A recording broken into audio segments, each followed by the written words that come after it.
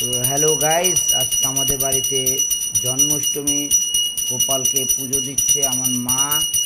তো আর বউ আছে, আমার ছেলে গোপাল সেজেছে, দেখো সুন্দর লাগছে। আমার থেকে তোমাদের থেকে কেমন লাগছে আমি জানি না। তো সুন্দর করে মা সকালে উপবাস আছে, আমিও আছি, বাড়ির লোকও আছে, ছেলেও আছে। তো গপুকে ঠিক করে ভালোভাবে পুজো দিয়ে আমরা, দেখো, গোপালের প্রিয় খাদ্য চালের বড়া, ফল, সুজি, সব কিছু দিয়ে যেমনভাবে পুজো দেয় আমাদের গপুকে দুধের ক্ষীর দিয়ে। কী কী দিয়ে করেছো মা একটু বলো তো। দুধের ক্ষীর, চালের বড়া, লাডু, হ্যাঁ, ফল, পান্তুয়া।